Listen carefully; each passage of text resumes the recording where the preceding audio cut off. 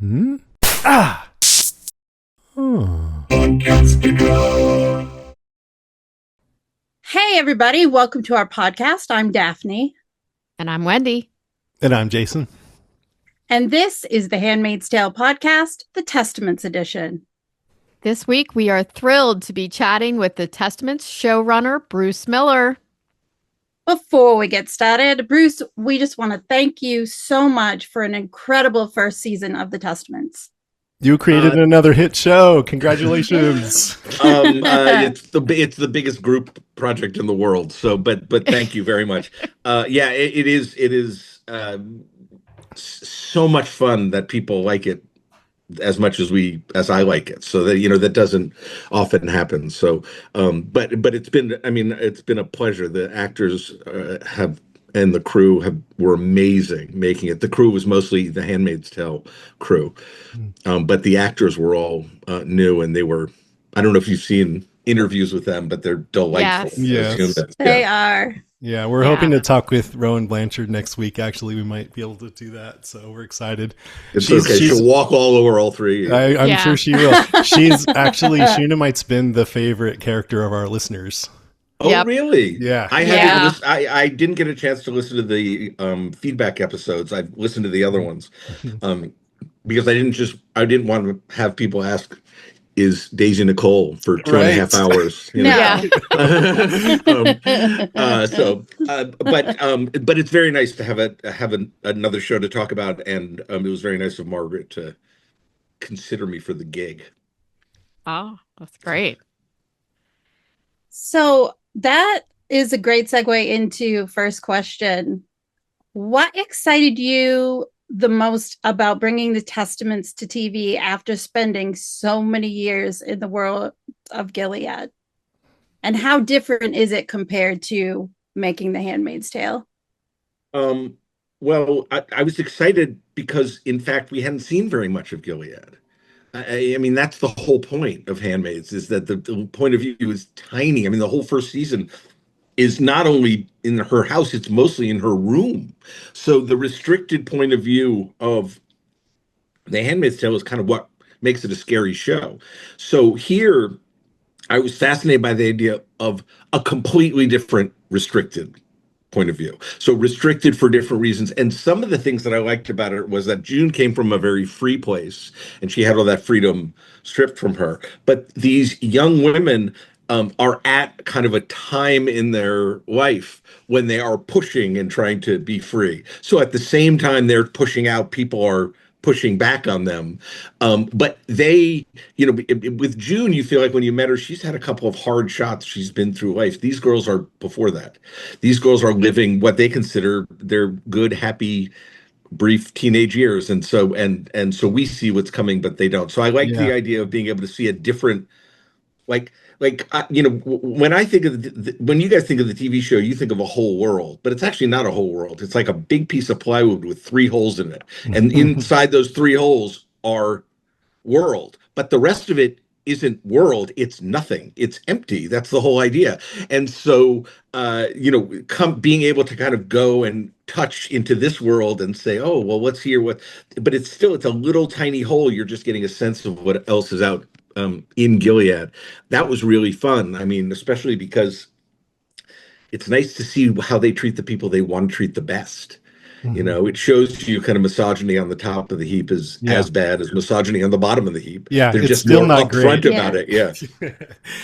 Yeah, I mean, I wonder if in making this show you kind of wanted to capture the fan base of The Handmaid's Tale and do something pleasing to them, but also make sure to create something completely new. And so the fact that you hadn't shown this area of it really lent itself to that, right?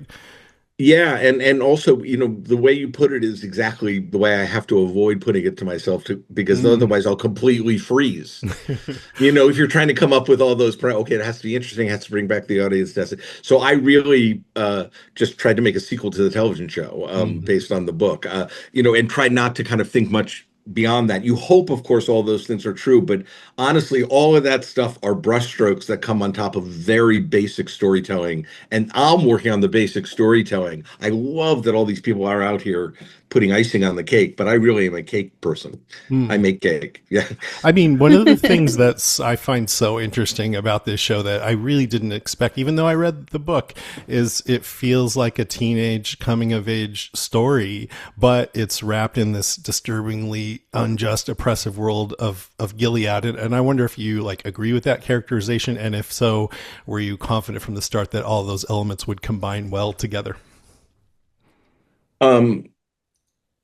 Ask the beginning of your question again. I just think it was what was surprising to me about it is coming in and hearing Remy Bond singing Summer Song and seeing these teenage girls. And it just felt like, wait a minute, this is a teenage girl coming of age story, but yet it has that creepy Gilead wrongness about it. But you get both satisfied on both levels. If you know what I mean. I kind of think what I want to be in the same position that Gilead is in, which is being handed these incredibly powerful beings, these young women. And I think Gilead is in agreement with me that they're incredibly powerful. They want to stomp on them. They're terrified of them. I'm incredibly interested to see what happens because I have a 21-year-old daughter. It's not so easy to stomp on them. Big talk, Gilead. And so what you want to do is see, okay, you're going to come try to stomp on them. But the coming of age part of that, it's like we talk about coming of age movies. We talk about, I play songs from lots of movies from the 80s, all that kind of stuff. And it's funny, they're coming of age movies. It's the most fucking powerful force in the world, coming of age. We make fun of it. We have all sorts of little fun shows about it. It is the most powerful force in the world. And these girls are going through it.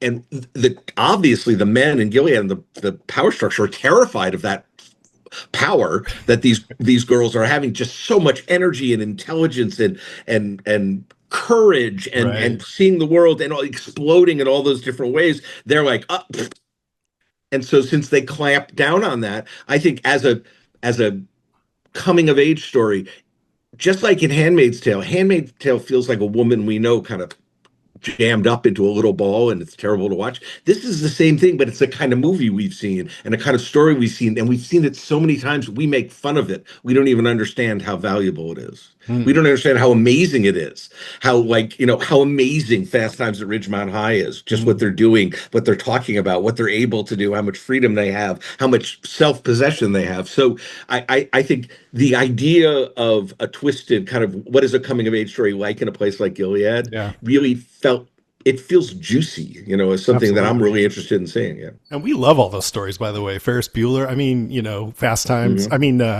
what's the other John, Breakfast the one Club. where the Breakfast Club. Breakfast Pretty in Club. Pink. Yes. Yeah. No, and they all are, that's what I grew up with, but I like the idea. The thing that I like about it is that if you look at it now as a grown-up and say, what does that say about women? And what does it say about kind of the first love and all of those kinds of things from the position of being a grown-up?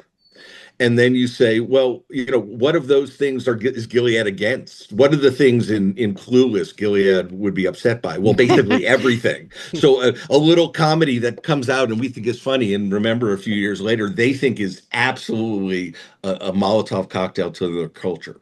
Mm-hmm. One of the things I love the best about both shows is how you and the actresses and the show brings these incredible characters to life.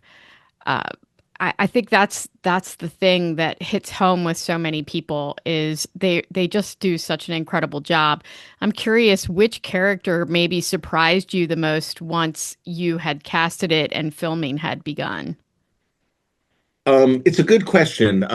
They all really surprised me, which is the great thing about TV. I think, you're part of the process, which is that in a film, I would give a script to an actor, and that's every word that character is ever going to say their entire existence. They can modulate that performance perfectly. But in the show, I'm giving an actor a couple of episodes and then smiling nice and saying, trust me for the rest. I'm going to be building the bridge out in front of you while you're on it. Mm-hmm. And if you happen to either run off the edge because I run out of ideas, or you go right and I go left, either way, you're off the bridge. So you have to trust me to be able to do that. So that part of it, the back and forth, kind of the call and response part of it, is really fun because I get to write, stuff for Chase, and then I get to see Chase do it, and then I go, oh, she could do that. I wonder if she can do this. So that basic thing you don't get in a movie ever. I mean, because you haven't seen. So here, I have a whole first season. They know each other. They're so excited to come back and work together. It's just, that's what bringing the characters to life, that connection between the actors and the writer. It doesn't really exist in very many places where you're working in dynamism moving forward. But, so the one thing that always surprises you is the way they look on camera versus the way they look in real life, and the way they kind of read on camera.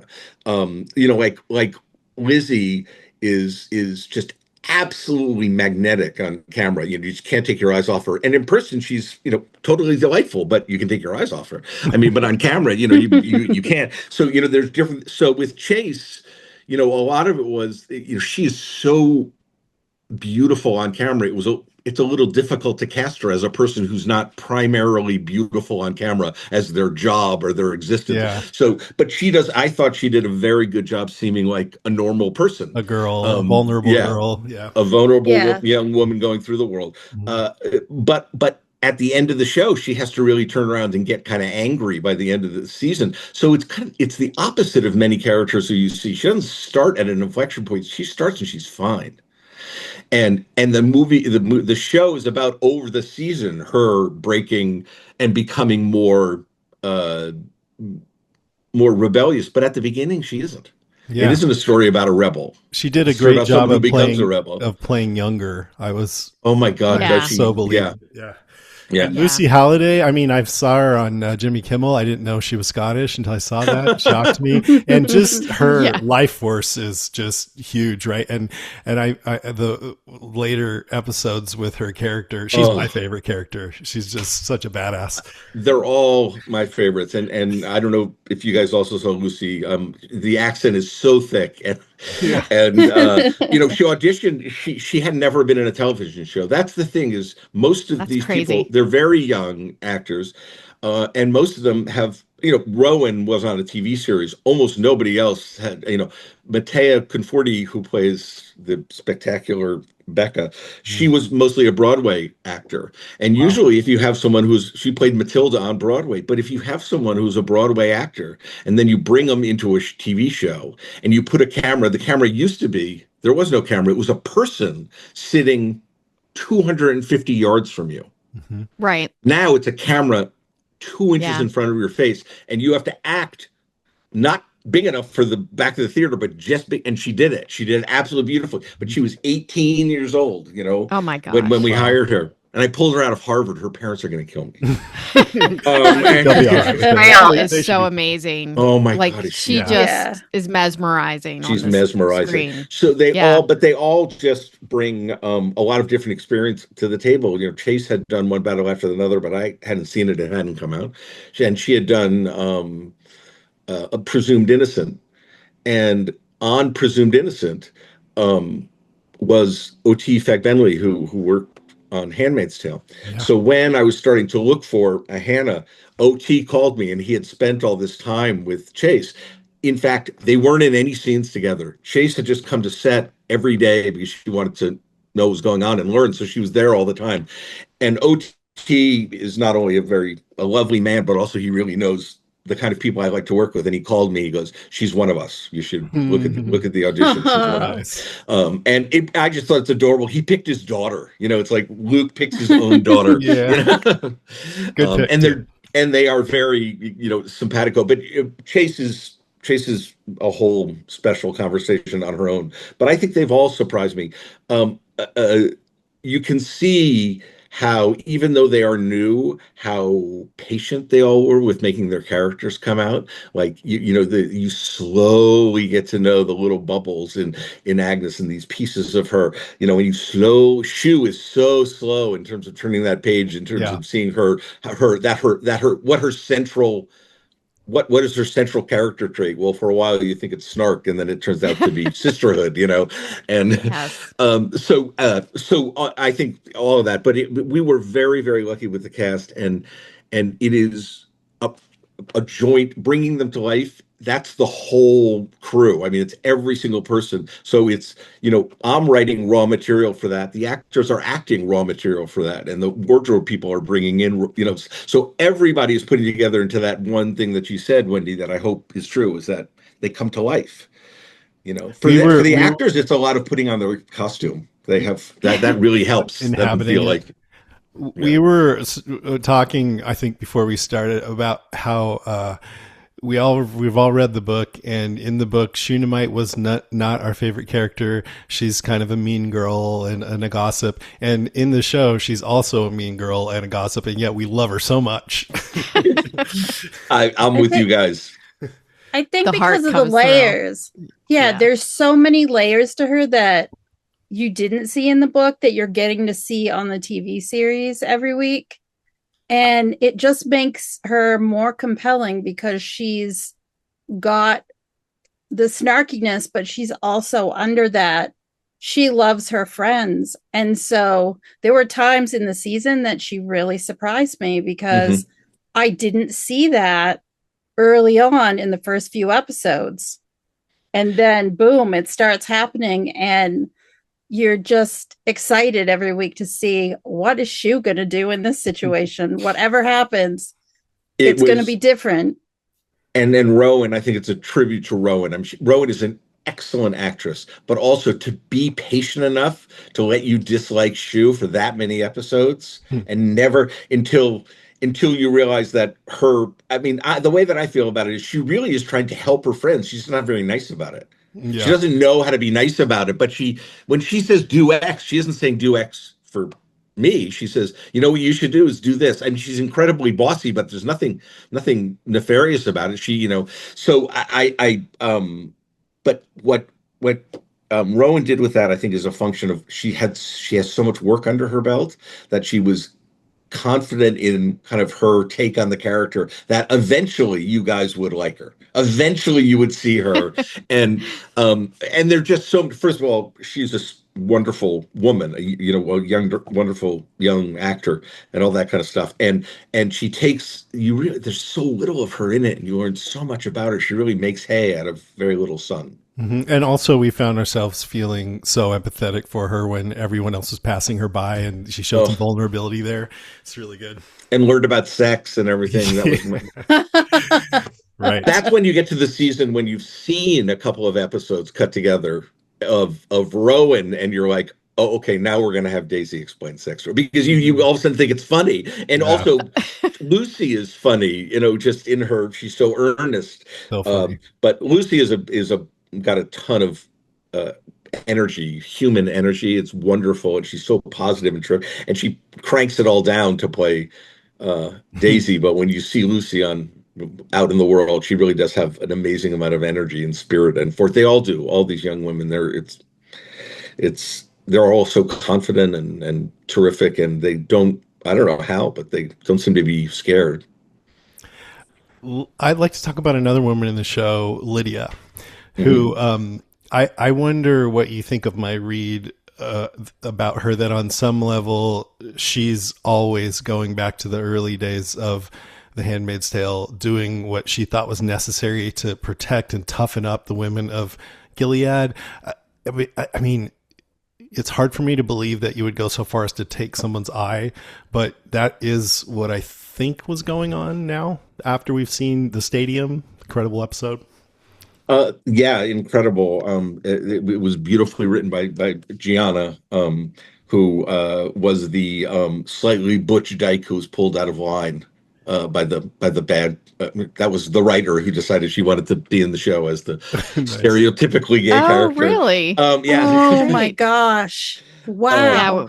but I think Lydia, my sense is she, like you said, she's committed to both these girls, but also the reality of what's going to happen in the environment. But also, I think at that point, these girls being delivered to her, she really thought poorly of. She thought these girls were, so there was in addition, the just general disapproval and feeling that these women at the beginning were the women who really were the problem. So I think there was a little bit of passion behind it. But you say, I mean, listen, Ginny's alive. She wouldn't have, with that mouth, she would have been dead if you sent her to a house with that mouth. So I think taking her eye saved her life, and which is what she was trying to do. So, but I do think that her character has evolved over time, and I think when she goes back to the beginning of Gilead, it's rose-colored glasses. I think she was enjoying the power. She was enjoying the power over these young women to make them do exactly what she wanted. And it was a time of kind of great, it was a crusade, and she was kind of part of that. And so she was somewhat of a believer then. Oh yeah, but I think I mean she. There's all kinds of. I mean, she certainly thought the world was in crappy shape. I mean, that the patriarchy had done a bad job. Maybe it was trying to try something else. So her, but I don't. I don't think of her. I think of her as a survivor, but I also think of her someone who does her duty and with passion, but also kind of very directly. I mean, I think that when you think about what she did to the girls, so much of it was about making sure that they wouldn't make the missteps that would get them killed, that they wouldn't become too friendly with each other, that they wouldn't become, start doing secretive things with each other, and that they wouldn't mouth off. It didn't work at all. I mean, they all did exactly all those things, but that I think was her intention to protect them. Sure. Okay. I'm curious if there were any moments or scenes that you wanted to adapt from Margaret Atwood's novel, The Testaments, that seemed really challenging or maybe impossible to adapt until you had that breakthrough and figured out how to do it. There really did feel like it was a breakthrough. Because the book takes place over such a long period of time, and it isn't mostly about her in high school or around that age. That's part of it. She's talking about a lot of that's in the past, and also she's never in the story with the other character, with Daisy. They're separated by so many years. They're never going through this stuff together. Certainly, they're never. So I think making the decision to kind of focus it on that time of that time of their lives was really the biggest, because then all of a sudden you've got something to be a metaphor for, a teen movie or something, so what's our version of a teen story? But Wendy, ask me your question again. I forgot. I was just wondering if there was something from the novel that you wanted to adapt that you found challenging or. Yes, absolutely. Well, I think the stadium scene, the stadium flashback, we wanted to adapt, and we found very challenging, because I'm very squeamish myself, and we try to show as little as possible for you to get it. And I know that when I read those chapters, I remembered them very vividly. And so when I showed it, I wanted it to be vivid, but you can't, honestly, Margaret can't even do what really happens in the world, even written in a novel. Right. I mean, so the show is rough, and it's almost impossible for me to watch, and we're not showing people having their relatives brought in and raped in front of them or skinned in the next room while these things that happen all over the world, and that are just so horrific that you can't imagine that, if I showed these women being raped by dogs, would you watch that on television? No, but it happens in the world, and it's but it was already the most harrowing episode as it was, for sure. Right. And so I try to keep it simple and harrowing, but it was a challenge because you want it to be harrowing, but not disgusting. You don't want people to turn away from it. Yeah. You got to find that line. I love it that the showrunner of The Handmaid's Tale just said, "I'm squeamish." Well, I am. I mean, I'm squeamish, and I can't watch the naked scenes. I mean, what I wonder, I always think about this because we cover so many shows and as a viewer, sometimes you think you just want everyone to be happy, but no one would watch that. And so as a writer, you have the challenge of creating bad situations for these characters that you love. And do you find that invigorating or challenging, or how do you process that kind of thing? Well, I think I process it.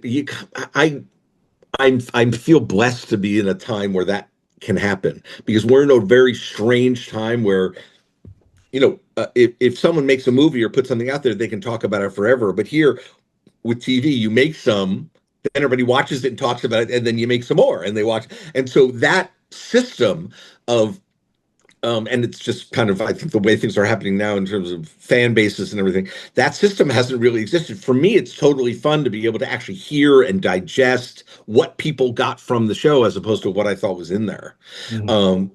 Because, I'm watching and I get my 30% out, but I want to see what other people get and how they felt about it. Because that period of time, that reflex on us allows me to make the next season, I hope, significantly better than the first season. So whereas before, if I was going to make you 90 episodes and you were going to watch, 10 a year for 9 years, I think by the end you probably would feel like it isn't quite following your heart, because I couldn't listen to your heart at It's a all. conversation. So it's a conversation, Yeah. and it really is very much with the actors as well. Mm. That like I said before, we're writing ahead of them. But with someone like Chase, um, you see how much she can do, and also you see what she did with the scene, and that changes what you're going to write next. She's got a shade of horror underneath her pleasure, and you're like, okay, well, I'm going to follow the horror, not the pleasure. But that's them, and so they drive, especially these young, because they're totally fearless. They do big things and big changes if I want them to. So they're wonderful. One of the things, Wendy, in the book, there's a salvaging in the beginning where the handmaids tear up someone in front of the girls in school, and I wanted to do that very much, but it had lost, for me at least, a little of its venom because we did it before. So I came up Sure. with something else.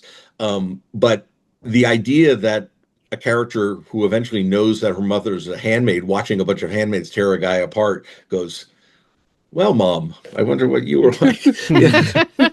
Right. One way that I feel like you really followed the heart of the story, because when you read the books, the mother, who's never named, the handmaid, she's Yeah. not really present, but June is present, and I feel like that is because this is the show and that's needed to happen, and we were so delighted to see her. Right, Wendy Yeah, and Daphne. absolutely. It was such a nice surprise because honestly, going into this show, I thought we're probably not going to get a lot of cameos. And that's probably a good thing because then we can really connect with these characters. Mhm. And then there's June right there. In a way, I don't know. I wasn't expecting it. And then I just got more excited as the season went on, wondering, wow, we could see more of this and that connection to the Handmaid's Tale. And I think it helped bring people in while they were getting to know the new characters. They still had that sense of, oh, but we haven't lost the Handmaid's Tale. We haven't Yeah. lost that connection It has to the show. the June seal of approval. Yeah, I mean, I didn't expect to do cameos. I didn't have any thoughts about it.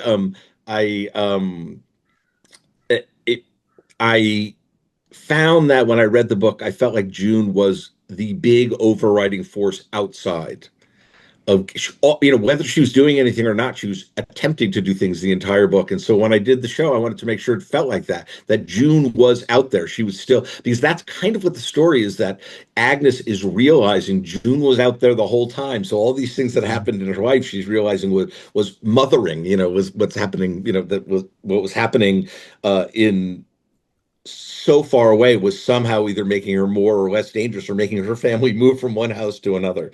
Um, the cameos, I mean, I would have everybody back, and I had a really funny moment when I went to talk to someone about the next season, and they an executive, and they said, do you think anybody on the cast would come back and do a cameo?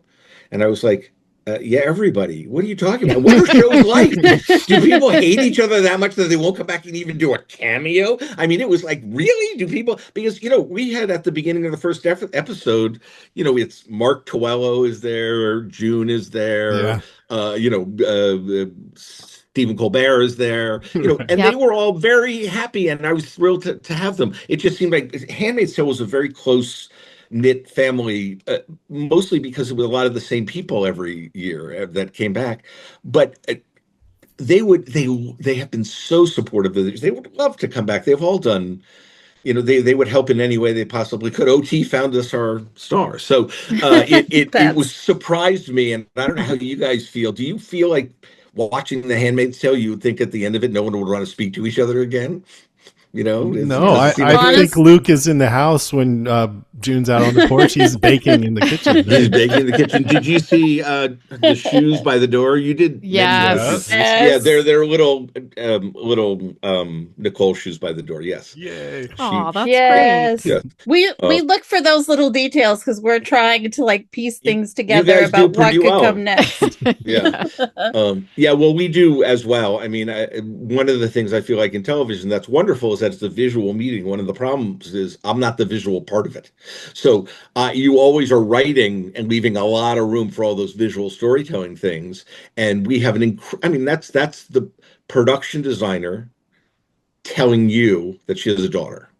Not me telling you that she has a daughter. The production designer figuring out a way to say daughter, and not kid living in the house. Daughter. There's mother's boots and little kid boots. Daughter. And there's a picture on the other wall drawn by a kid. That's what that means, is there's a kid in the house. And so the visual storytelling, which is so much of the show, comes in through every other department besides mine. Mine is often the one that's the person's lying. Mine's the one where they're saying, no, I'm fine. And every other department is saying her life is shitty today. And I'm the one who's trying to sell, it's fine. And even the actors, all their whole body says it's shitty while they're saying it's fine. So I'm the only one kind of out on the prowl of lying.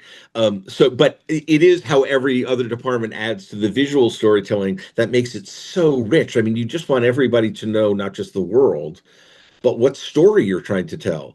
And then you can tell it with props, and you can tell it with stolen paintings on the wall, and you can tell it with music, and you can tell, yes. It's just amazing. I mean, for the cinematography and visuals, I mean, you've ruined me for most other shows. Like, really. Severance we talk about it all the time. Yeah. I'm very happy with how beautiful the show is, and they work very hard. And I think a lot of it is that we just kind of talk about it a lot. We want the show to look good. And so, but we've had Greta and Mark, who are our two DPs, the cooperation between those two departments and production design and wardrobe, especially in terms of just picking a purple. We spend, a month picking a purple because it has to look good on all of those women. And if it doesn't, you're fucked, because they can't change clothes. They can't, so they have to. It's a have to with an H. And so you really have to find something that works. So it was the collection kind of all of those departments. And I think that's why the cinematography looks so beautiful, because it's matched beautifully, not just with the art direction and the buildings and the painting, but where it's happening, which is a whole other department, the locations department, who finds that there's that huge lawn going out to the water and all that kind of stuff. All of that stuff is how they're telling the story. So it's a big combination of everybody adding a little bit to the story but the cinematographer, I think what I try to tell them is I want everybody to be able to understand it if I cut out all the words. They should be able to understand everything that's going on. Yeah. Yep. Yeah, color plays such a big part in it. We've talked about it on some of our episodes about how vivid the colors are and how that just creates your mind going somewhere immediately. It pulls you right back in. One color we have not seen as much of, or any of really, is red. Was that a conscious decision for this season? Or is it part of the bigger story maybe that we haven't seen yet? it would make me look so smart if I thought, oh, it would be perfect thematically not to have. No, we just ended up cutting out the few little pieces where we had handmaids on the street and handmaids here and handmaids there. And there were a few little, and it just didn't make any sense. It felt like it opened a can of worms that we weren't quite ready to get to. And it felt like wouldn't be in that area too much. That wasn't the story that was going on. So it was not intentional, but I'm thrilled the way it turned out. And when you watch in the beginning and there's not a handmaid in it except for that empty slot, it's perfect. It does make me look like I was really there's a vacuum. really thoughtful and smart, but I was neither thoughtful nor smart. But I think that, and we didn't want to differentiate the show. My feeling about the show is its ties to Handmaid's Tale, make it better, and also, it's so different. It's such a different story. It was going to have its own life and feel, and it's about so much different. And they're happy. They've built a happy life here. June, had nothing but the only happy thing she had were memories. Here, this is, Agnes not only has happy days, she has happy dreams. Sometimes. So, so I think that it's a different world, and I think that anyway, I just wanted to circle back to the June and the cameos for a second. Mm-hmm. The June Lizzie, she has a very busy schedule, and so she would come back and help whenever she wanted to. But I think a lot of it, one of the things that made those stories so good is we only had Lizzie for a short period of time. Mm-hmm. So we had to do a bunch of stories with Lizzie and Lucy and in a motel room, or Lizzie and Lucy in a restaurant, get those scenes done because we didn't have a ton of time with Elizabeth Moss. And I think there could just as easily have been a version of the show where she wasn't available at all as an actor. And so it was as much Elizabeth Moss being a good colleague and friend, and her affection for the character in the show, and feeling like there's more to do, that kind of made that character show up. Generally, we use red really thoughtfully, not necessarily sparingly, and it didn't come up, except for those few times we did not. We thought about in the junk shop. You got this huge junk shop. You could have all sorts of red things there, and it didn't click. It didn't feel like it didn't feel like there was a handmaid hanging over this story. We told her story as a handmaid. Yeah. Now it's another story. Yeah. I mean, it feels like, you come in as a fan and maybe you want to see Handmaid, but no, this is a different thing. And so it was nice to just let this world establish itself before we can maybe go back and check in on them next season or something like that. That's the only thing I was sad about is, if you guys read in the book and I expanded on it, there was a really great part where in the book when Agnes is talking about, honestly, we thought they were creepy. We thought handmaids were creepy. They always walk in twos. They keep their heads down. Yeah. They won't talk to you. They were freaky. And she has this, so in the book it's a little bit, but I had heard this whole tirade about how basically incredibly scary and like a horror movie character, these little weird things walking by, and she goes, and they were off having sex, and you couldn't see their faces. So just when you think of like their age, like 14 or 15, and seeing these weirdos around, it would just be like, I don't want to. So that was really fun in the book, and we definitely, they talk a little bit about handmaids, and that's certainly not speak of them nicely. Yeah. And that, I mean, all of this really ties together in something that I'm very curious about, which is what exactly Agnes knows and remembers about her mother. And from what I took, it was pretty clear she didn't make the connection at all that her mother was the infamous June Osborne who did the Night of Tears and had handmaids kill their commanders and whatever else they happen to know about. But I still get the impression that Agnes has some kind of maybe faint memories of her mother, and that they're probably heavily colored by the story she's been told. Your mother was a sinful handmaid or something like that. I don't know how much you can. You guys, when you were talking about it, you were right on the right track. And I think that we did a lot of research on this with people who had been through this experience, been taken away from their family, had a big trauma in their, like when they were 8 or 9, how much they remember from before that. And mostly, and you talk to a few people, but mostly you talk to the therapists and the people at the UN who deal with these people. So they've seen 1,000 or 2,000 or 10,000, and they tell you what. So the first thing that we did is look very carefully at Agnes's point of view and what she experienced from her point of view. You know, at one point she was put in a car and she was taken out and she remembered her mom in this house, and she had this huge traumatic thing for like 4 minutes, and then they took her away. And then she told her mother, you know, that she saw her. And then she didn't see her until she was in the glass box. I don't think she saw her again. So, you know, and Right. who knows what she saw from inside the glass box.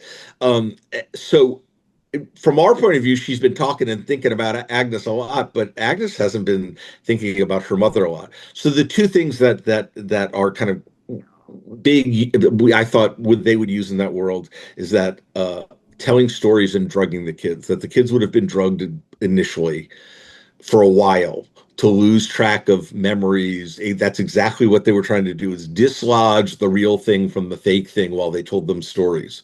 And so I think she remembers the woods. Absolutely. She remembers a bunch of witches and all this stuff. And when she is, as she is told real things, those seem to fit better. And as she's told, so I think she has memories of lots of the kids' stuff that we've seen, but they're memories of her when she was little, living in a different world with different people that she has been told kind of didn't even exist. So it's wiped away in a way that even if she remembers it, she doesn't believe it. It's like something from a movie.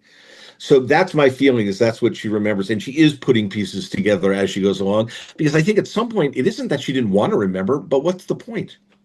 I mean, you're living your life. None of it matters at all. You know, why do you force yourself to, force to remember? And I think that's what Tabitha wanted to do, is to take away her trauma, say, no, nothing bad happened before you got here. It's all fine. So that made sense to me. And that Agnes would gradually be not recovering those memories, but there's enough string little pieces there. She remembers, I think, being on the run with her parents, and she probably remembers her apartment in Boston and those kinds of things. I think those pieces are there, but you wouldn't necessarily, I don't think that adds up to I was stolen from my mother in anybody's Right. head. I just That wonder adds if up she to, I have has, some weird memories from when I was a kid. but if she has a negative or a positive or a neutral opinion. I think she has I think she has a negative opinion of June Osborne and a positive opinion of that mom that she remembers. Okay. Yeah. Okay. Yeah, One June of our Osborne's Osama bin Laden. It's like if I said to you, Yeah. by the way, Jason, your dad's Osama bin Laden, you would be Oh, goodness. miffed That a little. would Yeah. take a minute to process. Yeah, Yeah. just take a minute. Yeah. One of our listeners had a great question. This is from Lainey Brunk. She says that it seems like season 1 of The Testaments mirrored The Handmaid's Tale in that it served as a great introduction to the characters and the key spaces, hooking us into the world and the story. And then season 2 and 3 of The Handmaid's Tale showed us more of the wider world of Gilead, with in-depth looks at the colonies, Washington, D.C., and she's curious if you're going to do that similarly in the Testaments, giving us new settings and insights into parts of Gilead that maybe we haven't seen yet. Oh, absolutely, Lainey. No, absolutely, and out of just kind of delicious curiosity as well as story. These girls, there isn't quite as much of you're locked in your room in The Handmaid's Tale, and whenever you're taking out, you're seeing, oh my God, look what they did to my world. These girls have been around a little bit more. They've been taken to events and they're kind of not as surprised by kind of how the world, has changed. Or the big new things in Gilead. So for Daisy, and from Daisy's point of view, that gives us that kind of shock of, but I think Daisy even grew up with the Washington Monument was across. I mean, she doesn't remember, very Right. much before that too. But season 1 of everything introduces the world and the characters. That's, if you get a season 2, that's what you hope you're doing in season 1, is introducing all of those puzzle pieces. But what I try to do is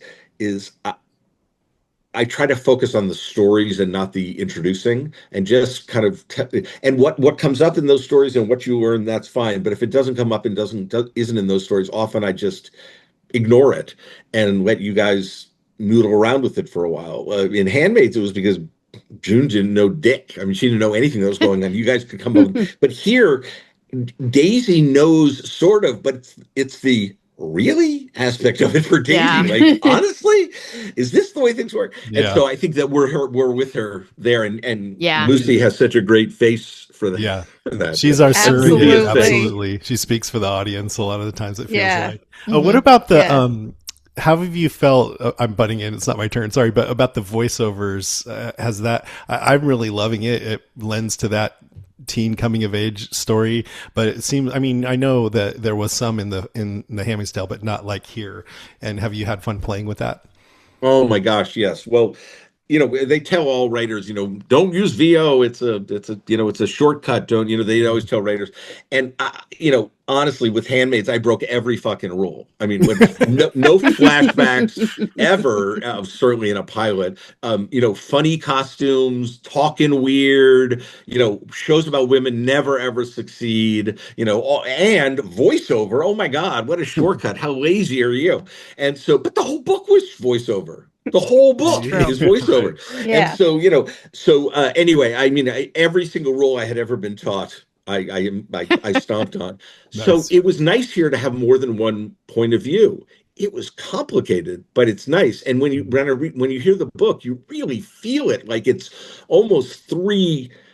It's almost like three different blind guys feeling an elephant. I mean, The writing style is different. It's like 3 books. It really the writing is. style, Yeah. the thinking The voice. style, the amount that they forgive themselves and justify. I just love that Lydia forgives herself everything, and Agnes forgives herself nothing. Mhm. And it's absolutely like June. June's body keeps the score.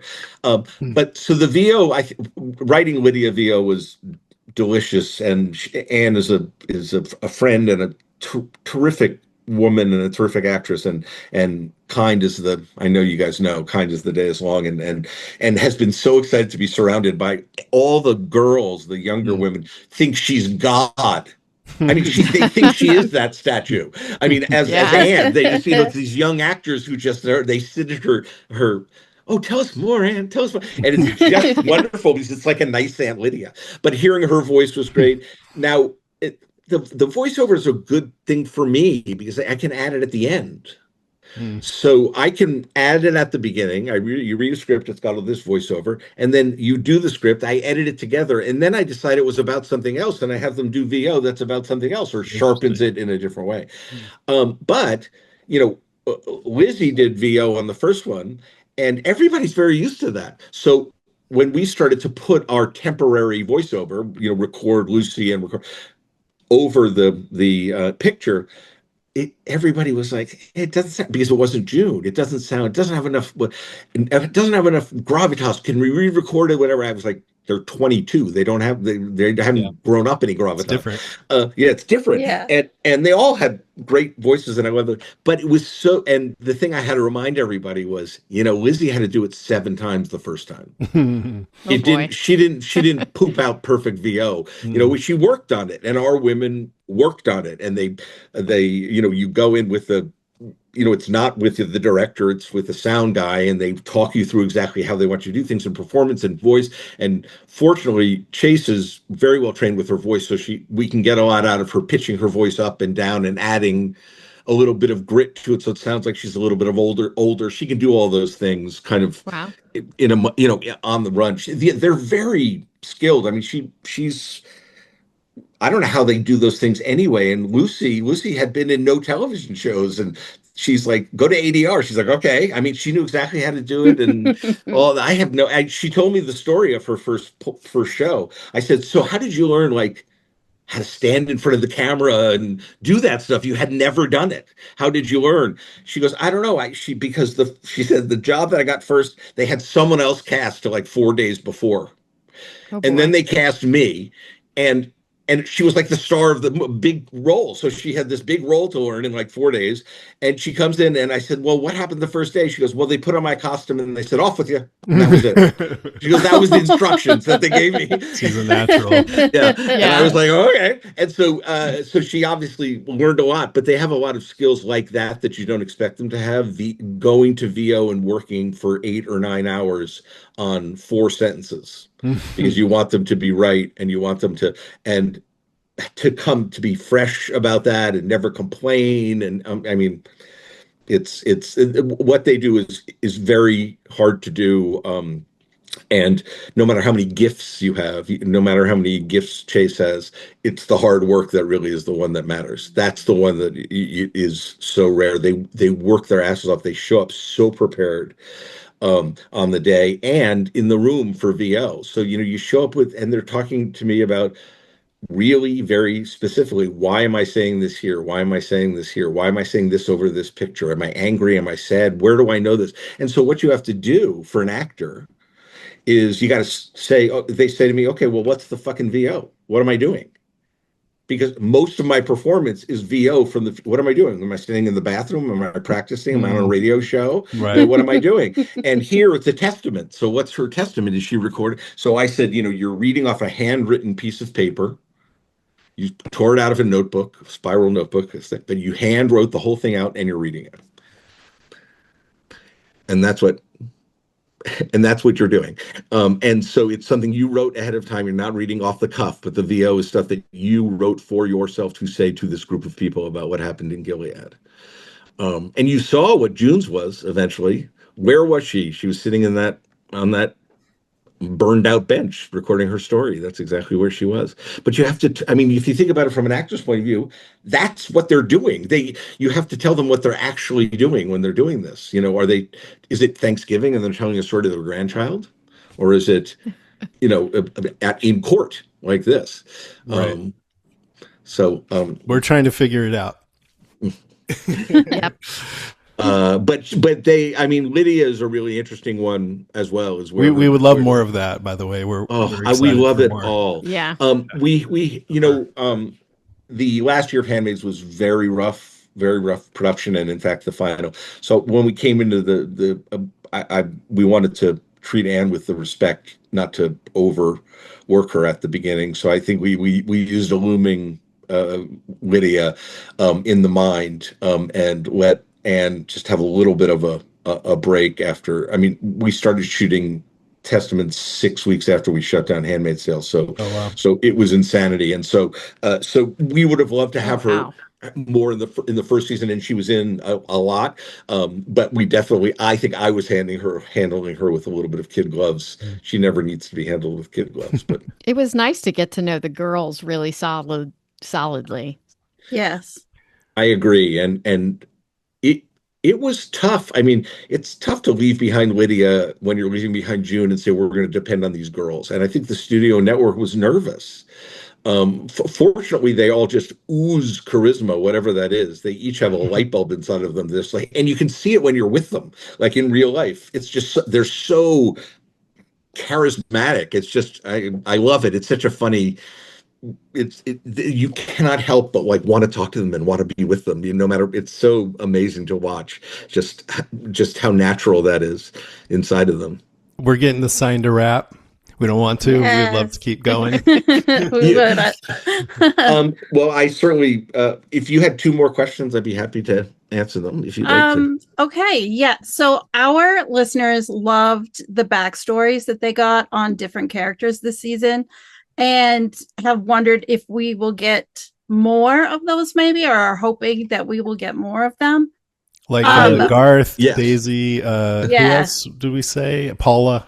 Paula is definitely one of the I'd watch the characters. Paula show. I'd watch 2 or 3 seasons about how Paula as a therapist, she would have been wonderful. Yeah, she seemed delightful. Great as I let the backstories were fascinated by, and I'm with you, I would watch them all. And we also try kind of hint at things really clearly, like when I was a therapist or when my father had horses or whatever. So we try to give backstory even when we can't go to a full kind of flat, where there's not something interesting enough for a full flashback. And flashbacks to us it's expensive to do, to just kind of go back in time is difficult.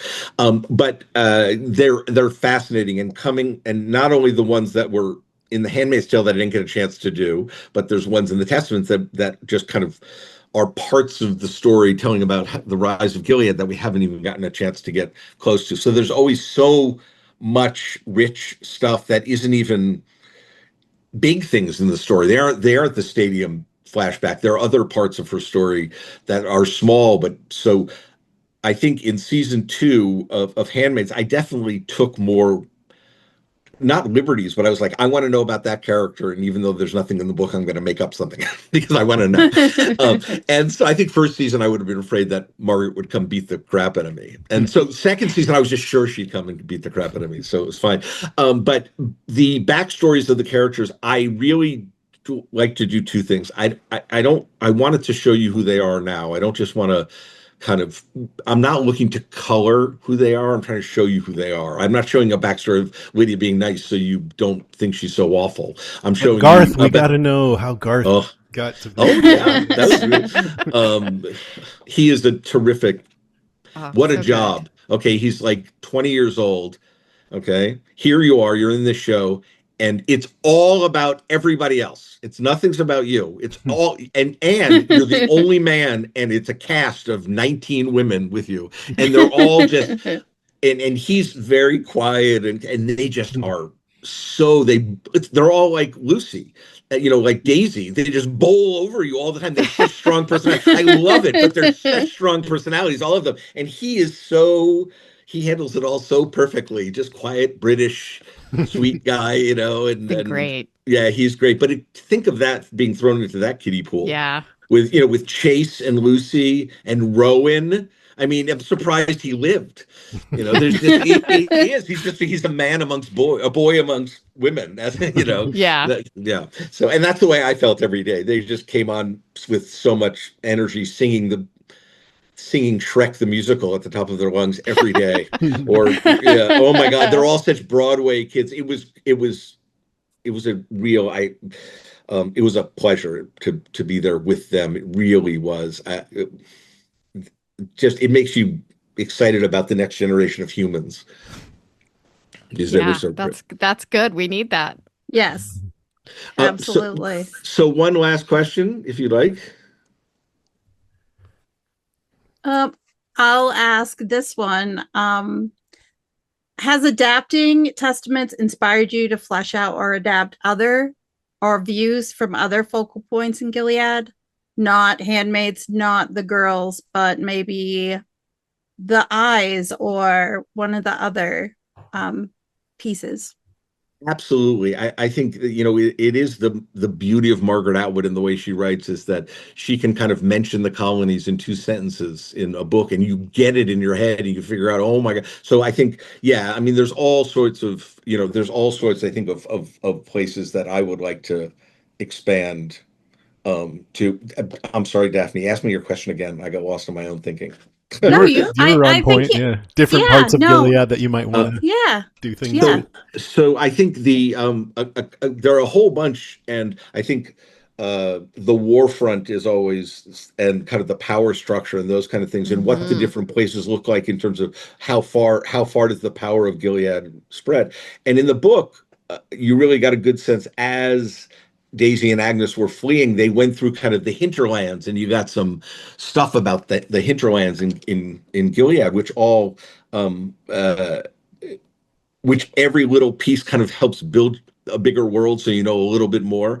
And once again, this is good. Daisy doesn't really know much about Gilead, and neither does Agnes.